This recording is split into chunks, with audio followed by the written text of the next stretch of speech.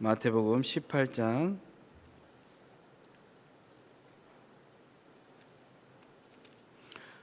1절에서 5절 말씀입니다.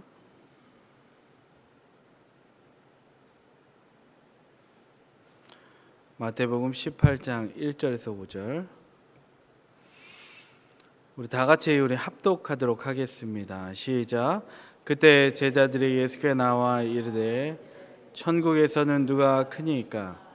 예수께서 한 어린아이를 불러 그들 가운데 세우시고 이르시되 진실로 너에게 이르노니 너희가 돌이켜 어린 아이들과 같이 되지 아니하면 결단코 천국에 들어가지 못하리라. 그러므로 누구든지 이 어린아이와 같이 자기를 낮추는 사람이 천국에서 큰 자니라. 또 누구든지 내 이름으로 이런 어린아이 하나를 영접하면 곧 나를 영접함이니. 아멘. 마태복음 18장 1절에서 5절 말씀을 통해 절대의존이라는 제목으로 하나님 말씀 증거하도록 하겠습니다. 절대의존입니다. 마태복음에는 예수님이 하신 굵직한 설교가 여러 편 담겨 있는데 5장에서 7장은 산상수훈입니다. 팔복의 내용이 담겨 있죠. 13장은 천국장입니다. 천국은 마치 감추인 보화라고 합니다. 18장은 오늘 보게 될 건데 이제 제자 공동체는 어떻게 살아가야 되는가, 어떤 정신을 갖고 살아가야 되는가, 18장의 내용이 그 내용이고 24, 25장은 종말장입니다. 종말의 시대에 어떤 우리가 종말의 시대를 종말의 신앙을 갖고 살아갈 수 있는가. 오늘의 하루의 일에 의해서 일희일비하는 것이 아니라 주님 다시 오신다. 주님 다시 오시면 재림의 날 새하늘 새 땅이 열리고 우리가 그 땅에서 안식을 누린다라는 그 신앙을 갖고 사는 것이 종말 신앙이죠. 그중 오늘은 18장 1절에서 5절의 말씀을 통해 제자 공동체에 주시는 성경적인 가르침을 같이 보도록 하겠습니다. 그리고 절대 의존이 무엇인가에 대해서 같이 배워보도록 하겠습니다. 1절입니다. 1절을 다 같이 한 번 더 읽으시겠습니다. 시작. 그때 제자들이 예수께 나와 이르되 천국에서는 누가 크니까?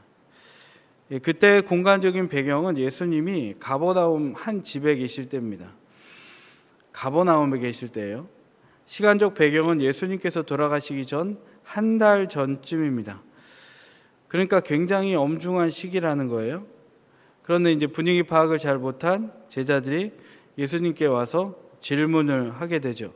천국에서 누가 더 큽니까? 라고 질문을 하고 있는 거예요.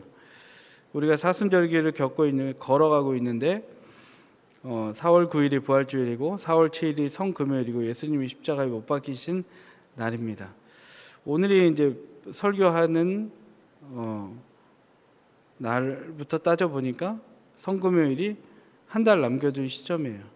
한번 우리가 생각해 봤으면 좋겠는 것은 2000년 전 제자들은 예수님 돌아가시기 한 달 전에 누가 더 큰지 견주고 있었는데 우리 2000년이 지난 오늘 이 시점에 바로 오늘 우리 예배에 참석하는 우리는 어떤 생각을 하고 있는지 어떤 고민을 하고 있는지 한번 돌아보면서 말씀을 들었으면 좋겠습니다. 그렇게 제자들의 물음을 받은 예수님은 지나던 어린아이 하나를 세우고 제자들을 향해 시청각 교육을 하십니다. 2절입니다. 우리 같이 한번 읽도록 하겠습니다. 시작. 예수께서 한 어린아이를 불러 그들 가운데 세우시고. 어린아이를 세웠다는 거예요. 3절 읽겠습니다. 시작. 이르시되 진실로 너에게 이르노니 너희가 돌이켜 어린아이들과 같이 되지 아니하면 결단코 천국에 들어가지 못하리라. 예수님은 이렇게 말씀하신 거예요. 천국에서 누가 큰지 궁금하니? 너희들이 나한테 물어보는데 천국에서 누가 큰지 정말 궁금하니? 그런데 말이야, 너희가 돌이켜서 어린아이 같이 되지 않으면 천국에는 얼씬도 못해. 이 얘기하신 거예요. 다시 한번 말씀드리면 천국에서 누가 큰지 너희들이 그렇게 궁금하니? 근데 너희가 돌이켜서 어린아이 같이 되지 않으면 천국에는 얼씬도 못해 라고 예수님이 제자들한테 말씀하시는 거예요. 여러분, 그렇다면 우리가 얼씬도 못하면 안 되죠. 그렇다면 우리가 어떻게 해야 돌이킬 수 있겠습니까? 분명한 것은 내 의지나 내 결단, 다짐 정도는 우리는 안 돌이켜진다는 거예요. 이 건강하지 못한 사람이 마음 먹고 운동을 해서 몸을 건강한 상태로 돌릴 수는 있습니다. 그러나 마음과 영의 문제는 다릅니다. 예레미야 17장 9절에 보면 만물보다 거짓되고 부패한 것이 우리의 마음이다라고 이야기를 했어요. 그러니까 죄로 인해 우리가 타락했습니다. 그러니까 우리의 자력으로는 돌이키고 돌아설 자격이 박탈됐기 때문에 우리는 스스로 돌이킬 수 있는 존재가 아니다라는 거예요. 그렇다면 여러분, 우리는 어떻게 돌이켜 행할 수 있겠습니까? 그것은 나를 돌이키는 주체가 내가 아니라 따로 있다는 것을 먼저 인식하는 거예요. 여러분, 돌이킴의 방법에 대해서는 요한복음 3장에서 예수님이 말씀하십니다. 이 3장에 보면 이 관원인 니고데모가 밤중에 예수님께 찾아옵니다. 예수님은 그렇게 찾아온 관원에게 말씀하시죠. 사람이 거듭나지 아니하면 하나님의 나라를 볼 수 없느니라. 그리고 사람이 물과 성령으로 나지 아니하면 하나님의 나라에 들어갈 수 없느니라. 그러니까 네가 하는 게 아니야. 바로 물과 성령으로 거듭나는 거고, 거듭나야 하나님의 나라를 볼 수 있는 것이다 라고 이렇게 단언적으로 결론을 이렇게 말씀하시는 거예요. 그러니까 변화는, 이 돌이킴은 하나님 측면에서, 즉 성령의 임재로 말미암아 거듭남과 온전함과 회심이 이루어질 수 있다는 거예요. 예를 들어 우리 신앙을 빗대어 보면 뜨거웠던 기도가 회복되고 싶어요. 성도님들을 만나보면 그런 말씀 많이 하세요. 기도가 회복되고 싶다. 뜨겁게 기도하던 때로 돌아가고 싶다. 그런 동성교회로 돌아가고 싶다. 정말 기도가 뜨거웠다라고 이야기를 많이 해요. 근데 여러분, 개인적인 기도에, 우리의 기도의 회복의 길은 어디에 있습니까? 우리가 40일을 작정한들, 100일을 작정한들, 우리 인간의 측면에서 1년을 작정하고 3년을 작정한들 우리의 기도가 타오르겠습니까? 그것은 여러분, 회복의 길이, 원리가 오리지널이 아니라는 거예요. 회복의 길은 말씀 그대로 나와 있어요. 8장에 이와 같이 성령도 우리의 연약함을 도우시나니 우리는 마땅히 기도할 바를 알지 못하나 오직 성령이 말할 수 없는 탄식으로 우리를 위하여 친히 간구하시느니라. 즉 성령의 은혜를 입어야 기도가 회복된다는 거예요. 성경을 아는 것도 하나님이 알려주셔야 됩니다. 엠마오로 가던 제자들에게 예수님의 말씀을 전해주시지 않습니까? 그때 조명하시는 은혜가 그들에게 함께 하셔서 마음이 뜨거워졌다는 거예요. 여러분, 두려움이 없어지는 것도 마찬가지입니다. 사람이 마음을 조정을 못합니다. 베드로가 예수님 사후에 무서워서 도망가고 십자가에 달릴 때에도 무서워서 도망갔어요. 근데 그가 두려워 떨던 사람이 오순절 성령을 받고 나서 어떻게 됐습니까? 사람들에게 나아가서 3,000명이 세례를 받고 변화가 됐어요. 두려움에서 담대함으로 변화되는 것도 성령이 하시는 일이에요. 바울이 예수님을 믿는 사람을 핍박하다가 결국에는 예수님 믿는 사람을 사랑하게 됐고 존경하게 됐어요. 이와 같이 우리도 마찬가지예요. 내가 미워하는 사람을 사랑할 수 있는 것도 내 측면에서 하는 것이 아니라 성령 하나님의 감동이 있어야, 하늘에서 시작되어야 변화될 수 있다는 것입니다. 여러분, 자녀 문제 때문에 어려움 겪는 분이 있습니까? 남편 문제, 여러 기타 관계의 문제, 가정의 문제, 어려움이 있습니까? 모든 영역의 전방 위에 하나님의 성령이 함께 하실 때 여러분, 돌이켜 변화되는 역사가 있을 줄 믿습니다. 그러니까 우리는 어떻게 해야 됩니까? 관계가 있으면, 문제가 있으면 그들을 섬겨야 되고, 성령 하나님께 기도함으로 우리가 그 돌이킴의 은혜를 맛보게 될 줄로 믿습니다. 여러분, 우리가 이 말씀을 들으면서 적용하고 우리가 돌이키고 생각해 봤으면 좋겠습니다. 여러분은 지금 돌이키고자 하는 죄의 문제가 있습니까? 여러분의 삶에서 회복되기 원하는 문제가 있습니까? 성령이 함께 하실 때 그 문제가 해결될 것을 여러분 믿으십니까? 여러분 적용하고 생각해 보셨으면 좋겠습니다. 4절을 다 같이 읽겠습니다. 4절은 돌이켜 어린아이같이 되라 라고 했는데요. 그러면 그 어린아이의 특징이 뭔지를 살펴보겠습니다. 4절입니다. 시작. 그러므로 누구든지 그 어린아이와 같이 자기를 낮추는 사람이 천국에서 큰 자니라. 아멘. 이 본문은 어린아이의 특징을 낮추는 사람이라고 했습니다. 근데 이 어린아이들을 한번 잘 생각해 봤으면 좋겠습니다.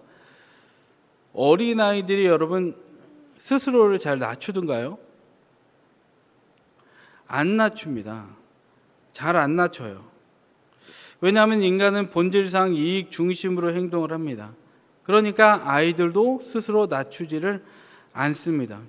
예를 들어 장난감을 가지고 놀다가 너무나 재미있어서 어떤 아이가 이렇게 스스로 얘기하는 거 봤습니까? 저는 이제 많이 갖고 놀았으니까 동생에게 양보하겠습니다, 어머니. 이런 경우는 거의 없습니다. 그리고 이제 동생이 맞받아치죠. 아니야, 형이 먼저 갖고 놀아. 보신 적 있습니까? 이런 경우는 거의 없습니다. 왜냐하면 아이들은 분명히 예쁘고 귀엽고 사랑스럽지만, 저도 아이를 키워봐서 그 감정을 알지만 아이들은 죄인입니다. 그래서 온전히 순수하거나 온전히 선하지 않습니다. 그래서 아이들은 스스로를 낮출 수 없습니다. 그런데 예수님은 오늘 너희가 어린아이같이 낮아져야 된다고 합니다. 그렇다면 여러분, 오늘 본문에서 말하는 어린아이가 가진 낮춤이 무엇인지에 대해서 우리 진의를 알아봤으면 좋겠어요. 그 뜻은, 진짜 뜻은 무엇이냐면, 어린이는 본래 여러분 연약하죠. 자기의 힘으로 살 수가 없죠. 부모에 의해서 살아갈 수밖에 없습니다. 그러므로 어린이의 낮춤이란, 어린이의 낮음이란 부모님의 품 안에서 살아갈 수밖에 없는 절대 의존의 상태, 즉 부모님 절대 의존의 상태, 절대 의탁의 상태가 어린아이의 낮춤이라는 거예요. 죄인된 어린아이가 스스로를 낮추지 못하는 것처럼 아이의 속성을 그대로 살펴보면 어린아이의 낮춤과 낮음은 부모 없이는 살아갈 수 없는, 오늘 설교 제목과 같이 절대 의존의 상태라는 거예요. 우리 신앙도 마찬가지죠. 우리는 본래가 하나님 절대 의존적인 상태로 지음받았어요. 그런 아이 같은 속성을 지녔기 때문에 매 순간 하나님만을 의지하는 상태가 되어야 되는 거예요. 갈라디아서 2장 20절은 이렇게 말하죠. 내가 그리스도와 함께 십자가에 못 박혔나니 그런즉 이제는 내가 산 것이 아니요 오직 내 안에 그리스도께서 사신 것이라. 이제 내가 육체 가운데 사는 것은 나를 사랑하사 나를 위하여 자기 몸을 버리신 하나님을 아들을 믿는 믿음 안에서 사는 것이라. 내가 사는 것이 아니라 내 안에 계신 예수와 함께 사는 거예요. 내가 완전히 죽어지고 예수와 함께 동행하는 삶을 살고 하나님의 아들을 믿는 믿음 안에서 우리가 살아가는 거예요. 내 인생인 듯하지만 나 혼자 사는 것이 아니에요. 내 안에 계신 하나님, 성령님과 함께 살아가는 거예요. 그렇게 절대 의존적 신앙을 가질 때, 믿음을 가질 때 우리는 이 땅에서 어린아이와 같은 천국의 삶을 살 수 있는 것입니다. 주님 오시는 날에 완성되는 새하늘 새 땅에서의 천국의 삶을 누릴 수 있는 거예요. 끝으로 5절입니다. 같이 한번 읽겠습니다. 시작. 또 누구든지 내 이름으로 이런 어린아이 하나를 영접하면 곧 나를 영접함이니. 아이를 영접하면 예수를 영접하는 거라 그래요. 예수님은 자신을 어린아이에 비유하고 계십니다.